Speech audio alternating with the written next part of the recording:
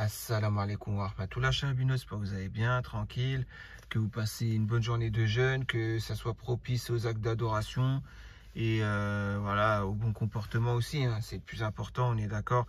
Ne pas boire, ne pas manger, certes, mais avoir le bon comportement, multiplier les actes d'adoration et ainsi de suite. C'est très important aussi, on est d'accord. Donc voilà quoi, on continue donc avec un post. Et oui, on va réagir à un seul post aujourd'hui, peut-être deux, on verra. Mais celui-ci me tenait à cœur puisqu'il s'agit d'un mariage blanc, on est d'accord, en vue. Et puis bah voilà, ça me sort de mes gonds de voir déjà en plus comment est cet homme-là. Et dans la vie, on n'a que ce qu'on mérite, c'est ce qu'on va voir aussi. Donc imagine demain, aujourd'hui à 4h23, mon épouse esquive le sexe. Assalamu alaikum, alaikum salam. Tout d'abord, je tiens à vous demander pardon pour les éventuelles fautes dans mon récit. Tu es tout pardonné, hein, bien sûr. Par où commencer? Bah, commence par la chose la plus simple, hein, la simplicité est la meilleure des solutions pour faire son post, hein, l'écrire. Donc je lis les messages en tant que visiteur depuis énormément de temps. J'ai littéralement tout lu dans la section problème de couple. Mon histoire à moi, il est plus que possible, qu'elle ressemble à une autre, mais je souhaitais tout de même avoir mon sujet car des petits détails font énormément de différence. Je suis marié depuis janvier 2020, maintenant 2 ans. J'ai rencontré ma femme en août 2019. C'est une fille super. Elle est plus âgée que moi de 4 ans. Mais entre nous, nous ne ressentons pas vraiment la différence. J'ai 23 ans. Donc à partir de là, on va dire que entre août 2019 et janvier 2020, qu'avez-vous fait? Vous avez parlé, vous avez fait... J'ose espérer qu'il y avait le père à côté, mais je ne pense pas. Vous avez parlé sans le tuteur de l'islam. Voilà, donc tu as reconverti, tu devrais savoir que une femme, quand tu t'isoles avec, sans le tuteur de l'islam, si c'est pour brièvement quelques jours et après je vais voir ton père direct pour bien s'assurer que c'est une femme et qu'elle est dans la religion, ok, je veux bien. Mais quand il s'agit de août 2019 à janvier 2020, sache que ce n'est pas moi qui veux pas, c'est Allah Azzawajal qui veut pas, d'accord? On est d'accord, moi je suis rien dans l'histoire. Mais c'est la vie d'Allah, Tabarakallah, que je mets en avant. Donc à partir de là, normalement, voilà, tu sais que ça peut relever à de la fornication par la bouche, par les yeux, parce que vous êtes parlé, vous êtes vu. Voilà, hein, peut-être c'était que des écrits, bah c'est parlé, hein, c'est les doigts. Alors, qu'est-ce que les doigts ont écrit, etc. Après, voilà, tu vas me dire, il n'y a pas eu d'acte sexuel, il n'y a pas eu tout ça, il n'y a pas eu ci, il y a pas... Oui, mais tu n'as pas eu la baraka d'Allah quand même. Voilà. Pourquoi? Bah, on va en venir après, hein. C'est une fille super. Elle est plus jeune plus âgée que moi de 4 ans. Donc toi, tu as 27 ans, elle a 23 t'as 23 ans, elle a 27 ans, pardon. Et tu dis, tu ressens pas vraiment la différence. Mais ça, c'est l'amour qui te fait parler. C'est après, vous allez voir comment il est aveuglé par cet amour qu'il a et qui est né, mais d'une manière malsaine, vous allez voir. Mon épouse porte le voile et depuis, ça veut rien dire. Une femme peut porter le voile et être très mauvaise comme un homme peut porter la barbe et être très mauvais, hein. Ça n'a rien à voir, sachant que malheureusement, des femmes qui ne portent pas le voile, elles peuvent être meilleures que certaines femmes qui portent le voile. Je dis malheureusement, pourquoi? Parce que ça ne devrait pas être le cas. Quand on porte le voile, etc., ça doit être synonyme de piété, de pudeur, de principe religieux. Quand on porte la barbe, ça doit être la même chose. Malheureusement, c'est pas ce qu'on voit. C'est pas forcément ce qu'on voit, malheureusement. Bon, bref, en tout cas... Tu as mis que depuis juillet 2020, elle vit avec moi en France. Donc entre janvier 2020 et juillet 2020, tu as sûrement fait les démarches pour qu'elle vienne en France. Donc tu as fait les allers-retours à IPTI, bien sûr, le petit consulat de France, pour ceux qui connaissent IPTI. Voilà, c'est le petit bureau où on peut faire les démarches qu'on peut aussi faire au consulat. Ensuite, il y a quoi d'autre? Il y a, comment ça s'appelle ça? TLS, c'est ça? TLS Contact, tu as été voir sûrement. Il y a le consulat de France. Voilà, toi, c'est Ouarzazate, donc c'est pas le consulat de Fès, on est d'accord. Mais bon, en tout cas, tu as été dans un consulat de France. Qu'est-ce qu'il y a d'autre encore? Ouais, tu as été à El Merkama aussi, donc au tribunal. El Merkama, tu as fait voilà, au tribunal. Ensuite, au commissariat aussi, les enquêtes. Et au consulat de France, les enquêtes. Voilà, tout ça. Donc, tu as fait tout ça de janvier 2020 à juillet 2020. Voilà, donc tu as fait les allers-retours, ça a dû t'épuiser, mais par amour, entre guillemets, tu as fait ça. Parce que voilà, tout simplement. Pourquoi? On va voir ça tout de suite. Je suis d'origine française, je me suis reconverti. Voilà, il en vient à dire ça. Et elle vient du Maroc, pas très loin de Ouarzazate. Voilà, donc là, on a des éléments supplémentaires. Nous avons depuis presque un an un bébé, nous l'aimons plus que tout. Donc déjà, pour les gens là qui sont clairvoyants, vous voyez très bien que c'est un mariage blanc. Vous voyez très bien que ce qui l'intéresse, c'est le passeport blanc. Après, il y aura des éléments supplémentaires par la suite, mais vous avez très bien vu comme moi. Voilà, excuse-moi de te dire ça, mais moi, je sais très bien, voilà, qu'elle veut tes papiers, elle veut ses papiers, quoi, et elle se sert de ton... Ce qu'elle aime, c'est pas toi, hein. Ce qu'elle aime, c'est ton passeport, la couleur de ton passeport qui est rouge, ta carte d'identité nationale, donc ta CIN française, hein. Qu'est-ce qu'elle aime d'autre? Ton origine française. Qu'est-ce qu'elle aime d'autre? Toute ta famille qui est française, elle aime tout ça, quoi. Voilà. Pourquoi? Bah, tout simplement parce qu'elle veut venir en France. Pour quelle raison? Bah, comme je l'ai toujours dit, les gens, quand ils viennent, quand les Marocains restent dans l'étranger, il y en a qui viennent d'Europe et qui vont au bled avec des crédits en veux-tu en voilà, avec des voitures de location et faire croire que c'est leur voiture et qui cachent le logo de la boîte de location derrière qui est, enfin voilà, que vous avez compris, hein, sur le pare-brise arrière et ainsi de suite, et que après ils viennent avec plein de babioles à 50 centimes, 1 euro de chez Action, du marché ou de chez Action ou de Babou, hein, et qui font croire que c'est 500 euros de course et qui distribuent ça, voilà, pour donner de la poudre aux yeux, on est d'accord, hein. Voilà, et ainsi de suite, et faire croire, alors qu'après, quand ils rentrent des vacances, ça y est, ils sont ruinés. Pendant 1 an, ils vont cravacher pour travailler, pour rembourser leur crédit ou remettre le compte en banque au positif, qui est dans le négatif. Vous voyez ce que je veux dire? Etc., etc. Donc tout ça pour dire que voilà, ces gens-là ont fait que ceux du bled, beaucoup pensent que l'Europe, c'est l'Eldorado, et baissent les bras pour essayer de reconstruire leur pays, le Maroc. On dit la vérité, hein. On dit la vérité. C'est exactement ça. Regardez le Japon en 1945, après avoir reçu Hiroshima et Nagasaki.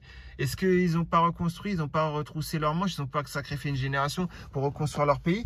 Et que, enfin, c'est mon pays aussi, puisque je suis originaire de là-bas, hein, on est d'accord. Donc mon pays, ouais. Et dans les années 50, fin des années 50, début des années 60, c'était déjà le grand essor au Japon. Il y avait déjà Sony, Toshiba, tout ça, tout allait cartonner. Ils allaient regardez de quoi on parle. Le secteur du jeu vidéo, hein, le secteur du jeu vidéo. Au début des années 80, quand la firme Nintendo a été créée, donc la firme japonaise Nintendo, ils ont parlé de conquérir le marché du jeu vidéo aux États-Unis. Vous voyez l'ambition d'un petit pays comme ça, l'Empire du Soleil Levant.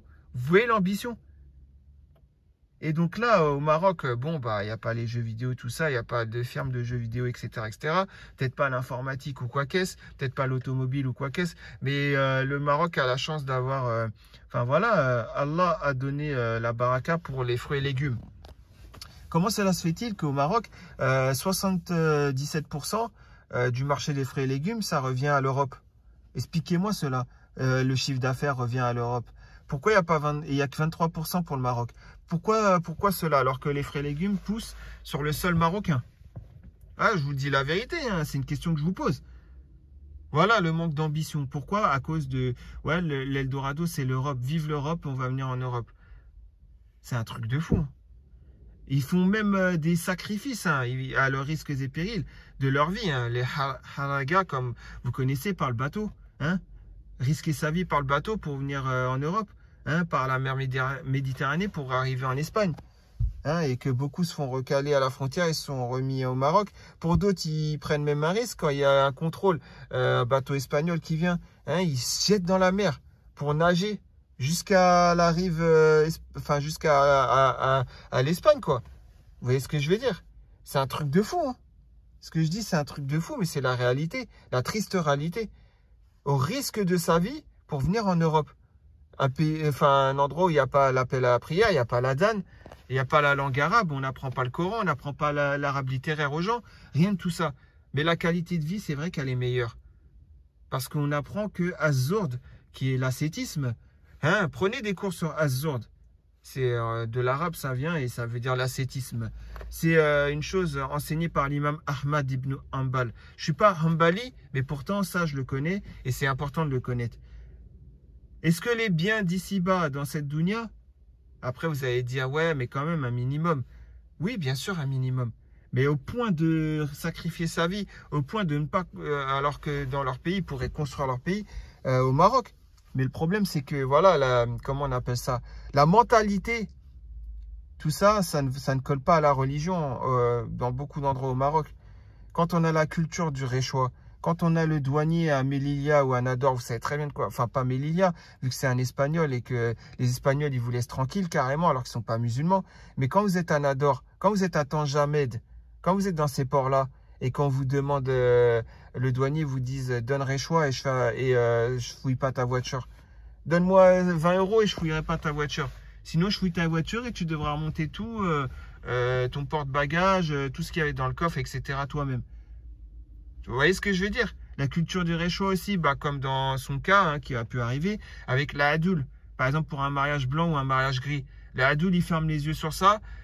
Si vous donnez, on va dire 200 €, hein, 2000 dirhams, quoi.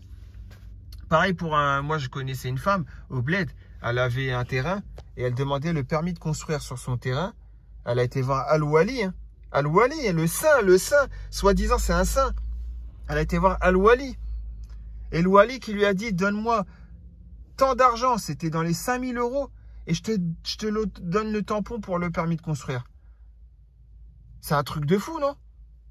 Je pourrais citer le nom du Wali et le mettre dans la merde, mais c'est pas le but. Mais vous avez compris ce que je veux dire. Et quand c'est comme ça, là, hein, après, c'est normal qu'on voit tout ce qui se passe aujourd'hui. L'Europe, c'est l'Eldorado. Les États-Unis, c'est l'Eldorado. On va prendre un exemple d'un quelqu'un très connu qui s'appelle French Montana. French Montana, c'est pas un rappeur. Il n'est pas né à Casa, au Maroc. Il n'est pas venu à l'âge de à peu près 14 ans ou quoi qu'est-ce aux États-Unis. Aujourd'hui, il n'a pas des tatouages. Aux États-Unis, il n'a pas des tatouages. Vous voyez ce que je veux dire? Ouais, téléphone, je répondrai juste après. Donc ouais, subhanallah, vous voyez ce que je veux dire? C'est un rappeur. Il ne monte pas les femmes dans ses clips. Il ne se drogue pas. Il n'est pas loin de la religion. Donc ses parents, son père est venu, ses parents sont venus du Maroc pour aller aux États-Unis. Et regardez comment ça se passe. Je prends French Montana en exemple, mais j'aurais pu prendre des Marocains qui sont venus en France ou en Belgique. Hein. On est d'accord. Hein. Comment s'appelle l'humoriste là qui est la Belge là, Nawel Madani, c'est ça? Un truc comme ça. Hein? Elle, c'est pas pareil, elle est pas loin de la religion. Ils sont pas loin de la religion, ces gens-là. Après, voilà, ils font pas de l'humour sale dans leur spectacle, etc., etc. Ils sont pas très loin de la religion. Bah, c'est ça les risques de venir en Occident. Vous voyez ce que je veux dire? C'est très grave. Mais bon, bref, en tout cas, voilà, tout ça pour vous dire quoi? C'était des exemples que je vous citais. Hein, parce que après, il y a un mec sur YouTube, il s'amusait à faire des recherches sur French Montana qui parle d'Arija. Il cherche plus ça pour dire après, ah, French Montana, vous savez, c'est un vrai Marocain. Il cherche plus ça que chercher sa religion. J'ai vu ça, j'ai halluciné. Et ces gens-là, vous les prenez en exemple après. Bref, c'est pas ça, c'était pour en revenir maintenant au sujet initial. Hein. Voilà, on a compris qu'elle veut le mariage blanc. Hein. Ton épouse porte le voile et depuis juillet 2020, elle vit avec toi en France. Elle est d'origine française. Toi, tu es d'origine française. Et tu t'es reconverti, elle vient du Maroc, pas très loin de Ouarzazate. Ok, nous avons depuis presque un an un bébé et nous l'aimons plus que tout. Maintenant que les bases sont installées, laissez-moi vous raconter mon histoire. C'est trop tard, tu as eu un bébé avec, elle est sur le territoire français, elle ne peut plus être envoyée au bled, sache-le. La loi française, c'est ça. Soit elle attendait 4 ans jour pour jour pour demander le divorce avec toi, parce que si elle justifie de 4 ans jour pour jour minimum d'une cohabitation avec toi, t'es foutu, mec.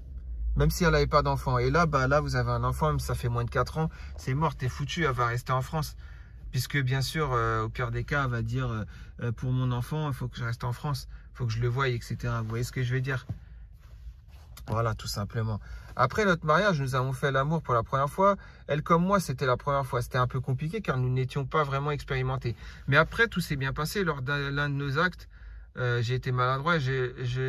Sans le vouloir, en faisant des va-et-vient, enfoncer mon... Ouais, voilà. Enfin, en gros, tu as fait l'acte du peuple de Lot, alayhi salam. Astaghfirullah. Elle a eu mal et pendant quelques temps, elle était perturbée à l'idée de me laisser faire. Elle préfère désormais que ce soit elle qui s'agite et que je reste plutôt passif. Chose que j'ai malheureusement acceptée, mais c'est très compréhensible.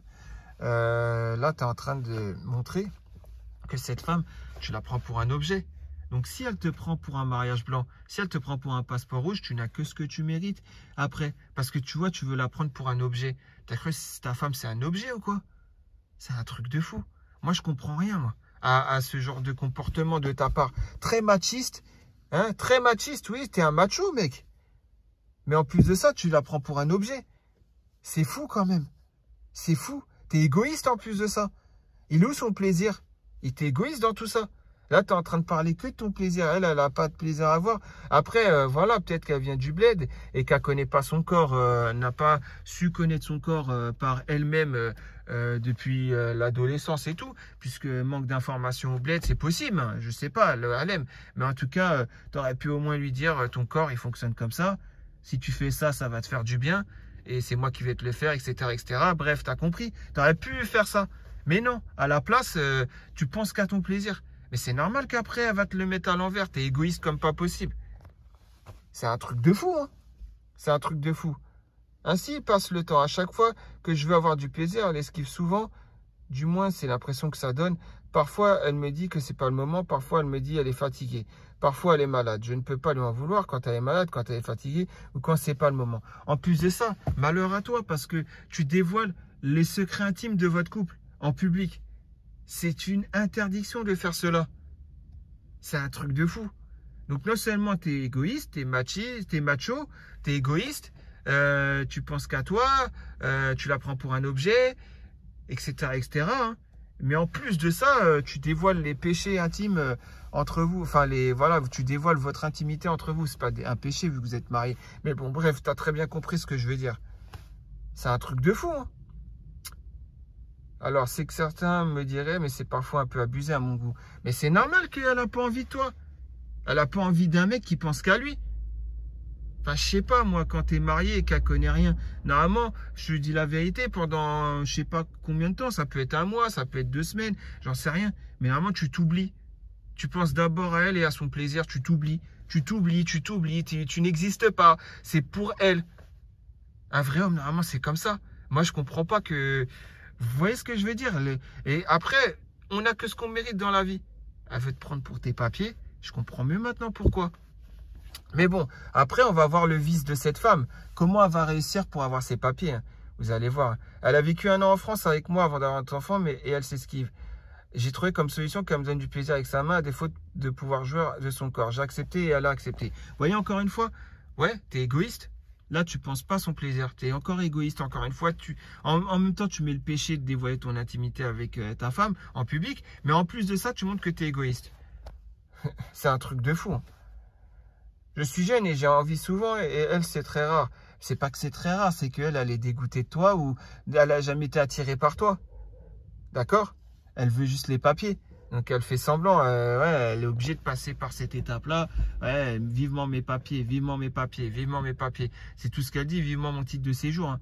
Elle attend le Saint Graal, mon titre de séjour de 10 ans. Parce que là, elle doit être sur un titre de séjour d'1 an ou 2 ans avec toi encore. Puisqu'elle a plus la vignette de l'OFI, je pense qu'elle l'a plus sur le passeport. Maintenant, c'est titre de séjour de 2 ans qu'elle doit avoir avec toi. Mais là, elle attend vivement ses papiers pour avoir 10 ans, hein, on est d'accord, hein. Alors voilà, hein, tout simplement, ben c'est normal qu'elle n'a pas envie de toi, je te le dis dès le départ, elle n'avait pas envie de toi. Je ne sais pas comment vous êtes rencontrés, est-ce que c'est sur une terrasse de café que vous êtes rencontrés? Auquel cas, là, pose-toi des questions, hein.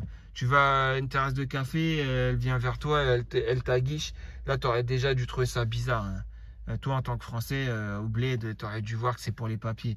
Est-ce que c'est sur un site de rencontre? Bah là, c'est la même chose, hein. Vous étiez isolé, vous avez parlé de août 2019 à janvier 2020. Ouais, vous avez compris, hein. Et quand elle t'a dit Tbarkallah, t'es reconverti, oh super, magnifique, c'est ce que je voulais, exactement ça. Fallait faire très attention, hein, quand elle t'a dit ça, hein. Bref, subhanallah. Comment on peut pas avoir les yeux ouverts? Après, on a des œillères sur les yeux comme les chevaux.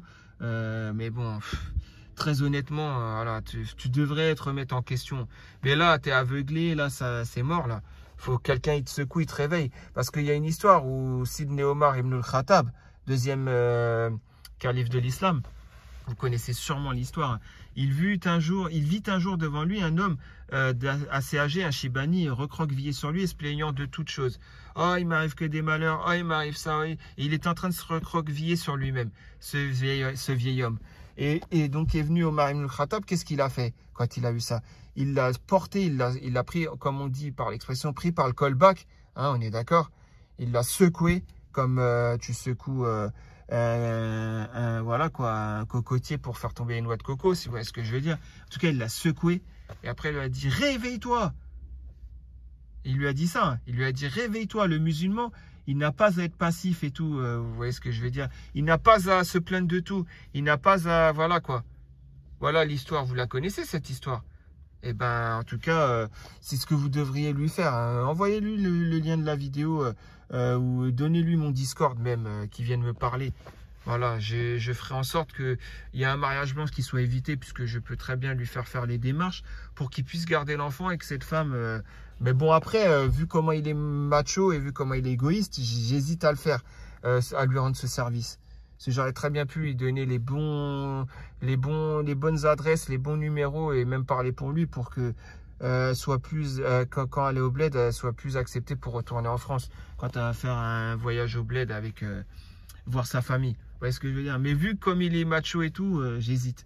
Parce qu'en fait, on a ce qu'on mérite dans la vie. Et là, franchement, c'est un truc de fou. Hein. Bon, bref.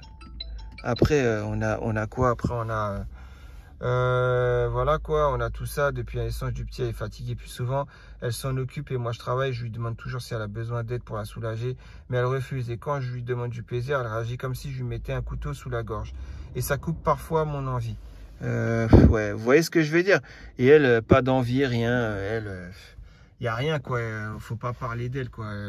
Il faut pas la prendre en considération. Hein. Vous voyez, c'est un truc de fou. Hein. Donc ensuite, nous avons acheté une maison très récemment. J'ose espérer que tu l'as pas mis à son nom ou au nom de vous deux. Hein. Cela, comme je te le dis, elle va faire en sorte que tu devras lui donner soit la moitié, soit l'intégralité du prix de la maison. Hein, quand ça sera... vendu, alors que là elle fait en plus les rénovations, elle met le carrelage et tout, donc à mon avis c'est plutôt pour qu'elle récupère la maison, parce qu'après vous allez voir, habitable mais pour un meilleur confort. Nous avons fait des petites rénovations, elle souhaite s'occuper, je refuse pas, et elle a voulu d'elle même refaire le carrelage et d'autres petites choses dans la maison. Par cas là, tu as l'air d'avoir de l'argent, c'est très bien frérot, hein, mais bon en tout cas malheureusement elle peut-être pour des mauvaises raisons elle veut se servir de toi, de ton argent et tout. Hein. Moi, je redoute le pire hein, avec ce genre de personnes. Par manque de moyens, nous ne pouvons pas embaucher un carreleur. Elle le fait du coup elle-même. Elle se fatigue et refuse mon aide. Elle préfère que je m'occupe du bébé. Déjà, comment tu la laisses entreprendre le fait qu'elle pose le carrelage et tout? En plus de ça, comment tu peux pas ouvrir les yeux? À ton avis, pourquoi elle fait le carrelage? À ton avis? Faut pas être bête pour comprendre. Elle fait le carrelage à ta place pour qu'elle se filme et qu'elle se prenne en photo. Ou qu'elle fasse un WhatsApp vidéo directement avec sa famille au bled, hein, avec ses parents au bled pour dire mais avec qui je me suis marié? C'est quoi cet homme? C'est pas un homme, c'est un manchot. Regardez, c'est moi qui est obligé de faire le carrelage. Lui, il sait pas faire le carrelage, il vient même pas m'aider en plus. Hein? Comment ça se fait? Voilà, ce qu'elle est en train de dire à ses parents, elle est en train de se plaindre de toi à ses parents. Ses parents, bien sûr, ils auraient pu être justes et dire bon bah ma fille divorce avec lui, hein, Binti divorce avec lui et retourne au bled. Puisque tu dois retourner vers ton tuteur de l'islam, donc en l'occurrence le papa, donc retourne au bled, retourne me voir. Son père aurait pu lui dire ça. Mais bien sûr, quand elle envoie 200-300 euros, 400 euros par mois avec Western Union, Ria ou MoneyGram, si vous voyez ce que je veux dire, hein, bah forcément, là, les parents ferment les yeux sur ça. Si elle divorce, ça restera en France, puisque ils auront toujours les 300-400 euros par mois qui vont leur revenir. Voilà, un transfert d'argent, on est d'accord. Bref, c'est malheureux à dire, hein, mais c'est la vérité. On dit la vérité. Donc voilà, c'est ça que tu aurais dû savoir. Si elle s'occupe du carrelage, c'est pourquoi à ton avis? Pour montrer à sa famille, à ses parents, pour montrer à ses copines du bled, etc., de la même origine qu'elle, hein, pour montrer à tout ça que c'est elle qui fait le carrelage. Et peut-être même avec son petit copain avec qui elle veut se marier, qu'elle va ramener du bled ou qui est déjà en France. Et qu'elle fait de l'adultère avec lui en attendant le divorce avec toi. Et qu'après elle va se marier avec lui. C'est possible aussi. Hein. Elle lui montre, regarde, heureusement que je vais me marier avec toi. Regarde lui, ce trou de balle, regardez-le. Il sait pas faire le carrelage. C'est n'importe quoi, c'est un manchot. Tu vois ce que je veux dire? Ce qu'elle est en train de dire surtout hein, à tous ces gens-là. C'est triste à dire, mais c'est la vérité. Et ça t'es aveuglé parce que t'es tombé amoureux. Mais sache qu'une chose, de août 2019 à janvier 2020, vous avez commis la fornication. Bon, c'est peut-être pas l'acte sexuel, mais ça reste de la fornication. En plus de ça, t'es un gros macho. T'es très égoïste. Tu considères pas ta femme dans l'intimité. Et dans toute autre chose, je pense, bah, c'est normal qu'il t'arrive ce qui t'arrive. Hein. Voilà. Hein. Donc, du coup, elle se fatigue, voilà, nanana, nanana, je suis en congé, donc tu t'occupes du petit, ok. Me demande si je suis sérieux qu'elle aussi, nanana, elle a envie, mais ça se voit pas. Mais elle n'a jamais eu envie de toi. Elle n'a jamais été attirée par toi. C'est ça qu'il faut que tu comprennes. Parce que tu sais pas, genre quand tu dis je me suis toujours préservé, et elle aussi, et c'était notre première fois ensemble quand on s'est mariés. Elle, au bled, disons que c'est plus difficile pour elle d'avoir accès à la fornication physique, on est d'accord. Mais toi, en France, quand tu n'étais pas reconverti, tu aurais pu très bien avoir accès à la fornication, tu n'avais pas les principes religieux. Donc pour toi, ouais, c'était normal hein, d'avoir accès à la fornication. Tu aurais pu collectionner les femmes ou au moins connaître des femmes et quelques-unes si tu n'es pas super attirant, si tu vois ce que je veux dire, etc. Mais si tu n'as jamais commis cet acte-là, ce n'est pas parce que tu étais musulman vu que tu t'es reconverti. Donc avant d'être reconverti, comment ça se passait? Moi, je pense que tu n'as été attirant pour aucune femme. C'est juste pour ça que tu n'as jamais pu faire la chose avec une femme. On est d'accord? Voilà, c'est aussi simple que ça. Voilà, donc ce qui fait que, en fait, la première fois que quelqu'un t'a calculé, c'est cette femme. Hein, quand c'était soit au bled ou soit par Internet. C'est la première femme qui t'a calculé, c'est cette femme. Voilà, c'est tout. Malheureusement, hein, c'est triste à dire, mais c'est la vérité. Donc, tu dis quoi sinon notre bébé, lui aussi, joue un rôle dans les empêchements, mais ça, c'est autre chose. Elle fait des choses quand il dort et quand il est réveillé, mais sans l'excuse et de il dort pas, on va rien pouvoir faire. Si tu veux, je te donne la main. Elle n'organise pas son temps. Si j'ai le malheur de demander alors qu'elle est fatiguée, c'était sérieux. Tu vois que je fais des efforts et tu me demandes, tu crois que je suis qu'un corps, tu crois que j'ai pas envie. On l'a fait hier, tu penses pas à moi, la pauvre. Bref, je sais même pas comment vous avez fait pour avoir un enfant. T'as pas vu que, comment dire, depuis que vous avez eu l'enfant, elle a changé? Et que maintenant, ça y est, elle a eu l'enfant. Elle était obligée de faire l'acte avec toi pratiquement tous les jours. Jusqu'à ce qu'elle ait un enfant. Bien sûr, tu ne nous dis pas qu'une fois qu'elle est tombée enceinte et que ça se voyait au bout du 6e mois de grossesse, etc., qu'elle sortait l'excuse, je suis enceinte, je peux pas faire de l'intimité avec toi, etc. Ça, tu nous l'as pas dit, mais bon, ça va de soi. Je pense que c'est le cas, hein, et puis etc. Mais bon, bref. En tout cas, voilà, on voit que tu es très égoïste, tu es macho, que tu la prends pour un objet, que tu la considères pas. Mais on voit aussi qu'elle, elle se sert de toi et elle se sert de ça aussi, hein, de cette excuse-là pour ne rien faire et pour avoir les papiers. Voilà, tout simplement. Par ailleurs, j'aime beaucoup l'embrasser, du moins j'aimerais. Elle le fait vite fait, mais sans plus, pas de passion derrière. Bah, ça montre encore plus à quel point le Saint Graal pour elle, c'est le passeport rouge, ton passeport rouge, et qui va lui servir pour faire les papiers. C'est tout. Hein. Pourtant, après tout ce que j'ai écrit, elle-même, je le sais, mais elle a un comportement un peu dégueulasse envers moi. Et ça me fait chier. J'ai pas trouvé d'autres termes. Bref, on va dire que dans ton cas, c'est l'amour qui t'a rendu aveugle. Et le mariage ne t'a pas rendu la vue. Mais bon, ça, c'est quand il s'agit de relations nées dans l'illicite, hein, on est d'accord. Voilà, donc Shiba 15, voilà, je voulais voir les premières réponses et après, je m'arrêterai là. Al-Salam. Alors, tout d'abord, je pense que ta situation est normale. Quel âge a votre enfant? Si elle vient d'accoucher, une femme